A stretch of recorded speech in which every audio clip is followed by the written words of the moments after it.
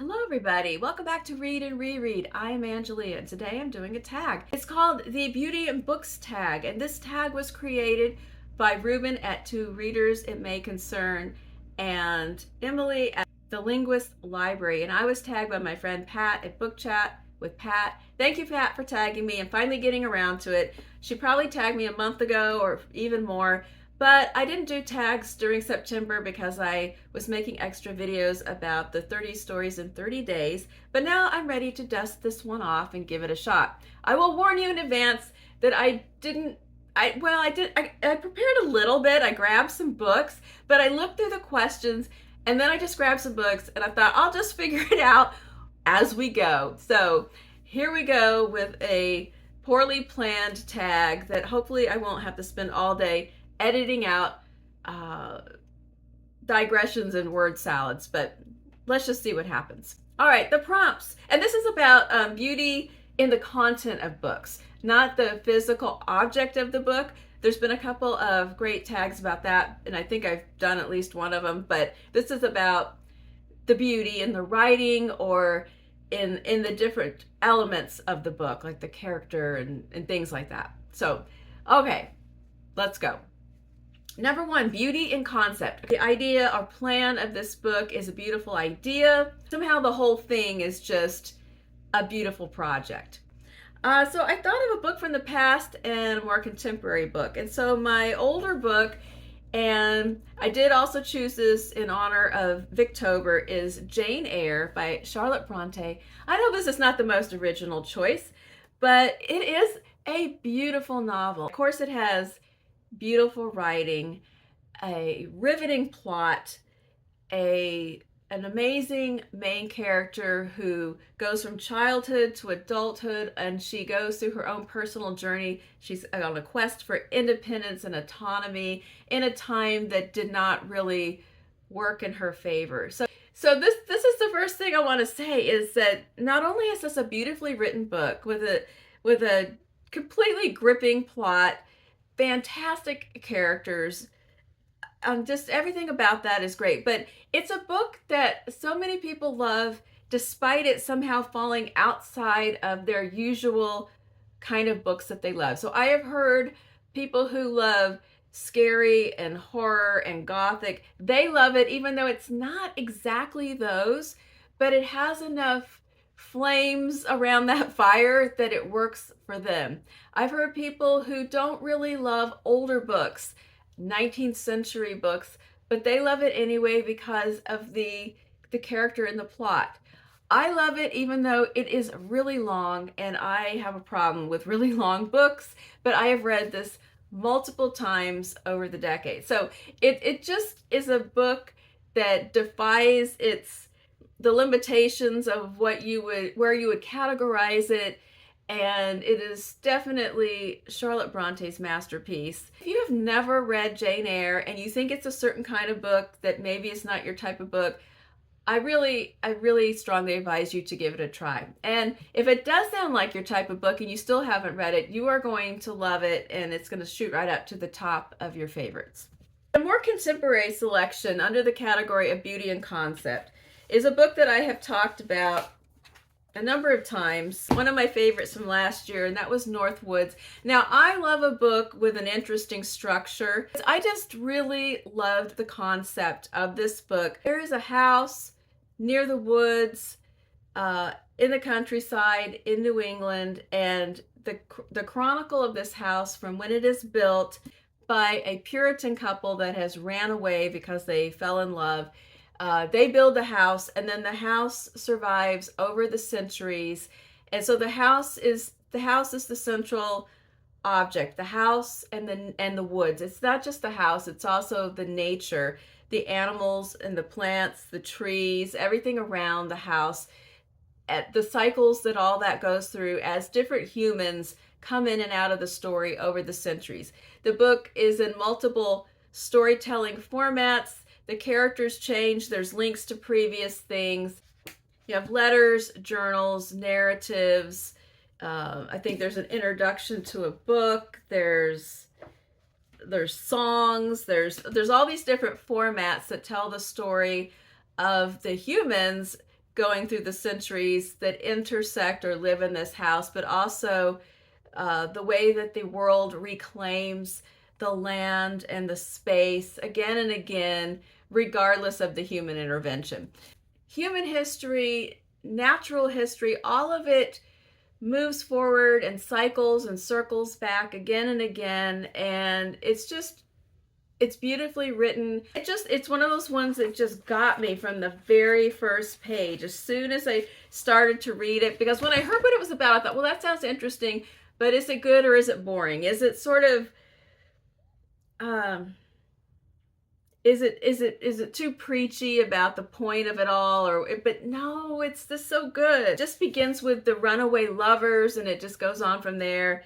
The next prompt, number 2, beauty in the opening lines. Well, you thought I was going to talk about Catcher in the Rye because I have read the opening lines to this in thousands of tags where it mentions the opening of a book. And I do love the opening of this book, but that's not the one I'm going to pick, although I cleverly inserted it anyway. I'm instead going to pick another book that I have mentioned on a number of occasions, but I've never read the opening lines. I'm realizing in thinking about this book that my love of a character-driven novel, which is another interesting thing about why I love North Woods, because it's not really a character-driven novel at all. It keeps jumping from person to person. But I do love a book that defies my usual tendencies. I love a book that starts out with the introduction of a character where I'm instantly drawn to that person and I want to know more. So, which is why I love the opening of Catcher in the Rye. Just that voice that is created on the very first page, I want to stay with him. Other people have the exact opposite response. They think, I don't want to spend the next 200 odd pages with this kid. But I do, and I did, and I will, and I have. So, but I'm thinking of The Sentence by Louise Erdrich. I know I've mentioned loving this book on numerous occasions, and I really think I'm going to reread this either in November or December. And I love the opening of this book. And so I think it has beauty in the opening lines, and I'm going to share it with you now. While in prison, I received a dictionary. It was sent to me with a note. This is the book I would take to a deserted island. Other books were to arrive from my teacher, but as she had known, this one proved of endless use. The first word I looked up was the word sentence. I had received an impossible sentence of 60 years from the lips of a judge who believed in an afterlife. So the word, with its yawning C, belligerent little E's, with its hissing sibilants and double N's, this repetitive bummer of a word made of slyly stabbing letters that surround an isolate human T. This word was in my thoughts every moment of every day. Without a doubt, had the dictionary not arrived, this light word that laid so heavily upon me would have crushed me, or what was left of me, after the strangeness I had done. The next paragraph is also, it's part of it, but I don't want this to be too long. But it gets a little, it doesn't tell what the terrible crime was, but it gets just a little further into Tookie and what she thinks about herself. And when you read the whole book, you realize, oh, Tookie, I don't think about you at all like how you describe yourself at the beginning of this book. And I just love Tookie so much, and I love the way that book begins. The next one is beauty and character, and I feel like I've already just kind of answered that because I focused on character in the last couple of prompts. Jane Eyre, Holden Caulfield, Tookie. We could throw in James, probably the most memorable character I've read about this year. I am a character reader, and that when I get to the end of a year and I reflect back on books, that is one of the main things that always comes to me is who did I read about this year that is now going to reside with me permanently? So I definitely want to add James to the mix of what I just talked about as a beautifully rendered character. Jim, of course, was created by Mark Twain in the book The Adventures of Huckleberry Finn, but he was never fully developed. He was a side character.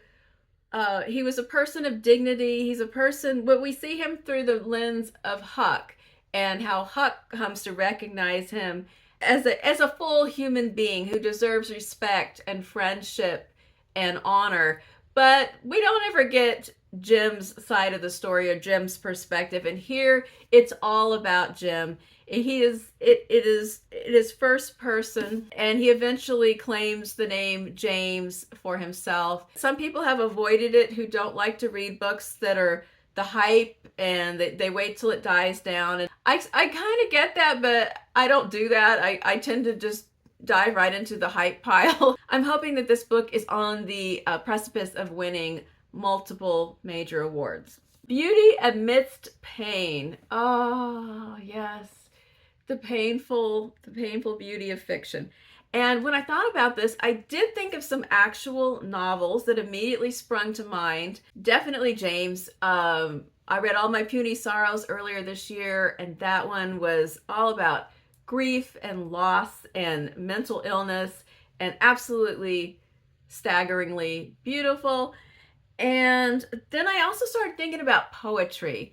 And I don't talk about poetry a lot on this channel, but when I read the prompt, my mind went immediately to Emily Dickinson and Sylvia Plath, who both have poems that I frequently seek out and reread that are about painful topics. They are about grief, loss, doubt, depression, different things in that avenue.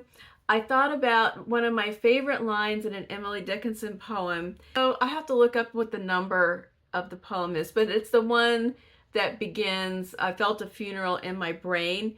But the line that I love, I'll stick the poem up here. I'm not going to read this whole poem out to you because I'm not good at that. But the end, look at the end. And then a plank in reason broke, and I dropped down and down and hit a world at every plunge and finished knowing then. And then a plank in reason broke, and I dropped down and down. That comes to my mind, well, not frequently. That'd be a little dark, but I think about it fairly often. I love that line or that pair of lines because I don't know, I just relate to that feeling that you're standing there appearing to be intact, but the floor has fallen out under you.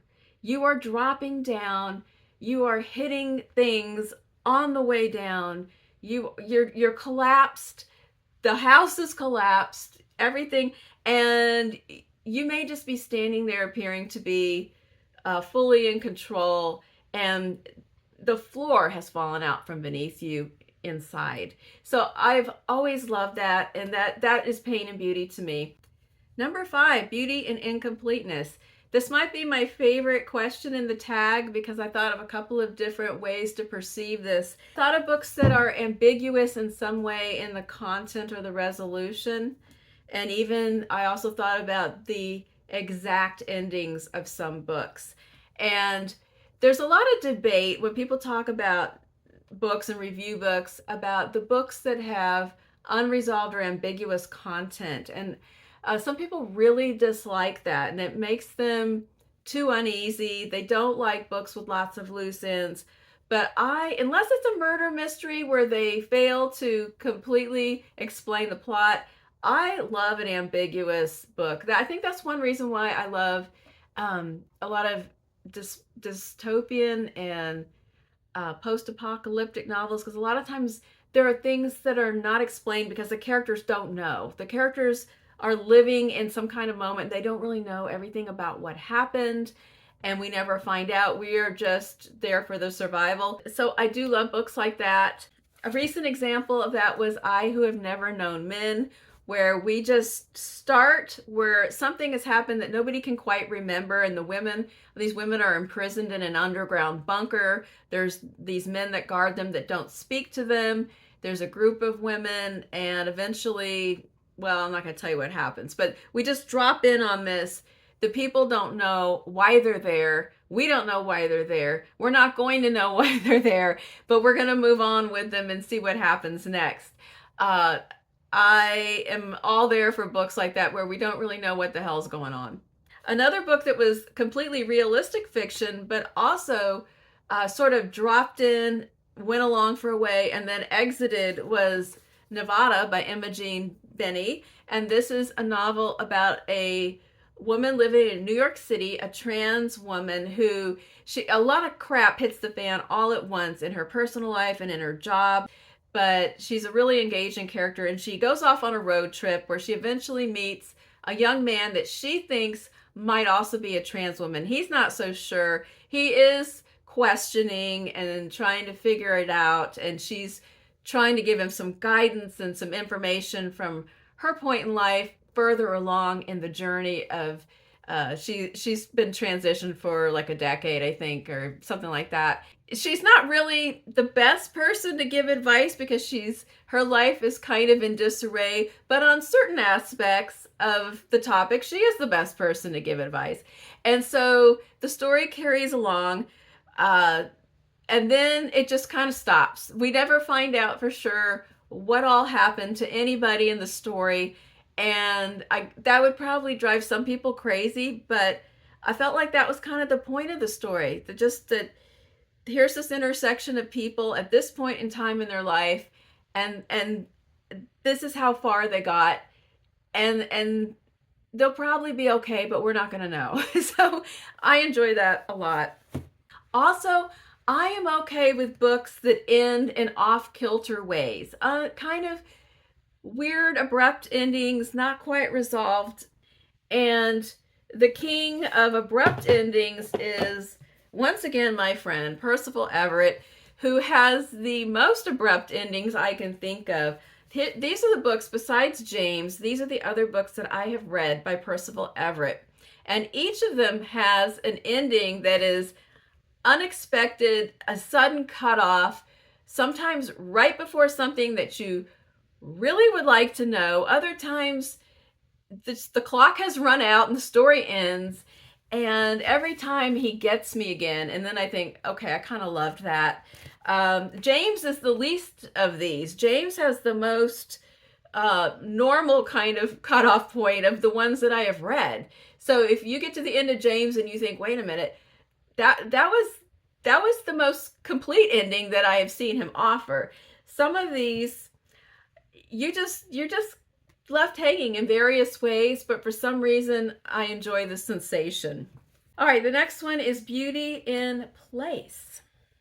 But the next one kind of comes back around, and it's because it's place and time. It's beauty in time.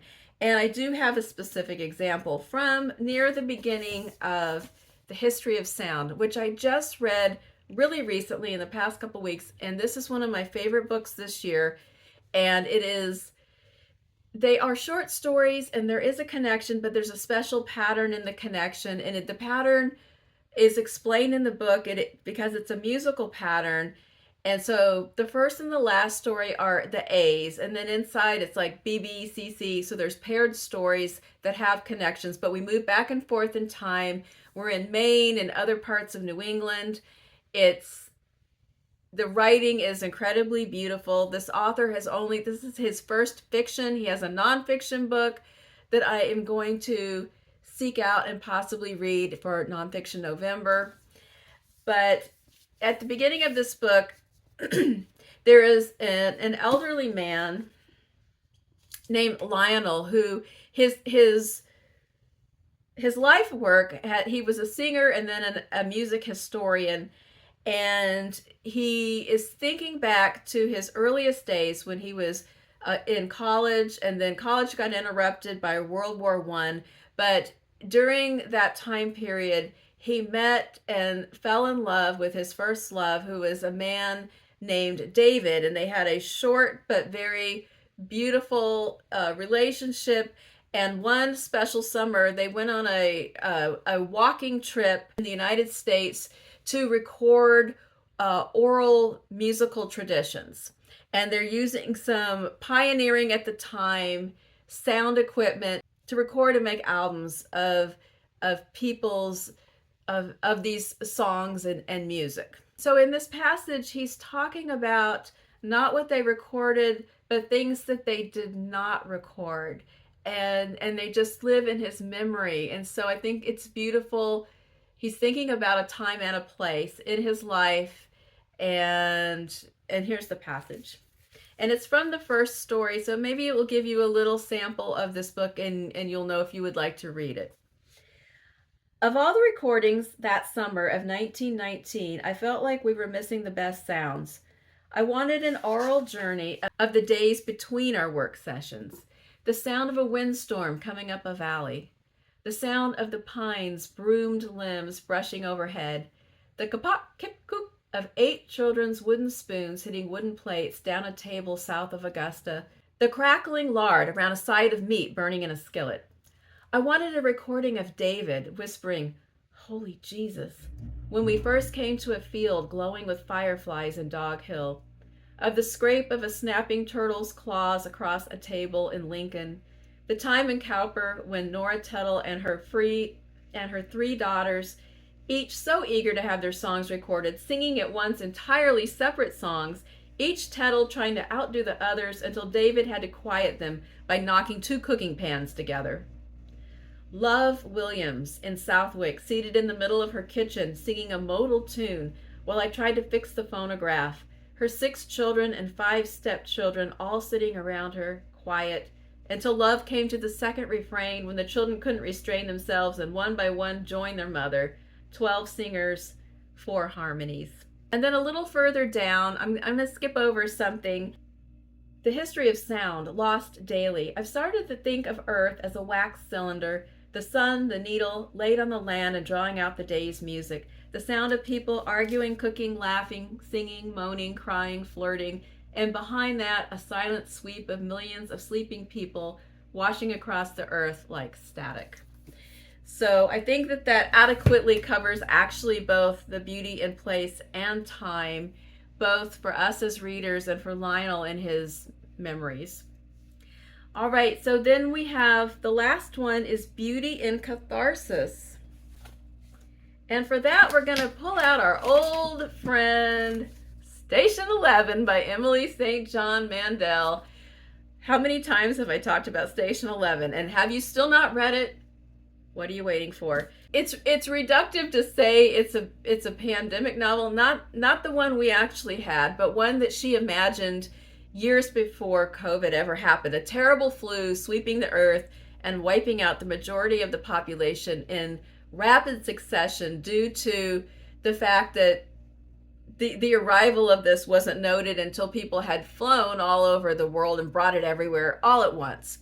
And so we have a band of survivors who travel in a traveling symphony of musicians and actors, and they walk a circuit and they perform Shakespearean works and symphonies to survivors in little towns and villages. And then we get the backstories of all of our main characters from before these events happened, and it's a very beautiful novel. Even if you don't usually read those kind of books, it's a beautiful novel. And there's a passage that is frequently shared, but it's just so wonderful. What was lost in the collapse? Almost everything, almost everyone, but still there is such beauty. Twilight in the Altered World, a performance of A Midsummer Night's Dream in a parking lot in the mysteriously named town of St. Deborah by the Water, Lake Michigan shining a half-mile away. Kirsten as Titania, a crown of flowers on her close-cropped hair, the jagged scar on her cheek, bone half erased by candlelight. The audience is silent, Syed circling her in a tuxedo that Kirsten found in a dead man's closet near the town of East Jordan. Tarry, rash wanton, am I not thy lord? Then I must be thy lady. Lines of a play written in 1594, the year London's theaters reopened after 2 seasons of plague. Or written possibly a year later in 1595, a year before the death of Shakespeare's only son. Some centuries later, on a distant continent, Kirsten moves across the stage in a cloud of painted fabric, half in rage, half in love. She wears a wedding dress that she scavenged from a house near New Petoskey, the chiffon and silk streaked with shades of blue from a child's watercolor kit. So it's that passage of Shakespeare being performed, of people being moved by this performance, the costumes scavenged from the closets of the dead people in houses that they pass along the way, the thought of Shakespeare writing the play, the two plagues juxtaposed, like the whole thing, all the things that she managed to fit into just a couple of paragraphs. And that is just a microcosm of the beauty of Emily St. John Mandel's writing. Okay, I feel like this is probably a long video. Hopefully I can edit out some of the blubber and the blather, but I'm going to stop at that point, and I'm not tagging anyone because this is an old tag from weeks ago that I missed the boat. And so if you have not done it and it sounds fun to you, please consider yourself tagged or put some of your answers in the comments down below. I love to hear your comments, and take care, and I will be back again on Friday for Friday Reads. Bye-bye.